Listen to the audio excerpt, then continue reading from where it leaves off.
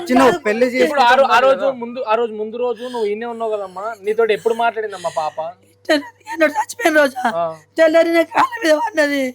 పొద్దుకి ఇక్కడ కూర్చుని ఉన్నా బిడ్డ నేను. ఆ లంజోడుకు గోడ కొరికిండు. ఇర్రమర్ర పోని ఎత్తుకుంటే ఎత్తుండు.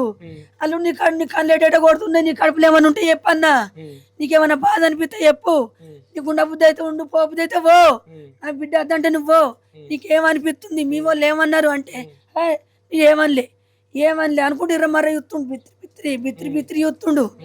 ఆడుకాడు ఇక మా సిట్టు చూసి అమ్మాయి ఏమో వీడియో గేమ్ ఆడుకుంటుండు, నా సిట్టు ఊక నాకు పిత్తదాన్ని గేమ్ ఆడుకుంటుందని సపరేట్ ఉండదు. 10 అవుతుంది. అమ్మని నీళ్ళు తెచ్చిచ్చిండు.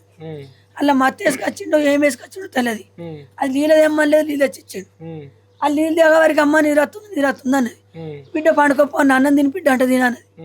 పండుకోపో అంటే వండుకున్నది. అంటే అప్పటిదాకా కూడా అసలు ఏం గొడవ, లోపలికి పోయిందాక గొడవనే లేదు, వాళ్ళిద్దరి మధ్యలో పంచాయతీ లేదు, గొడవ లేదు.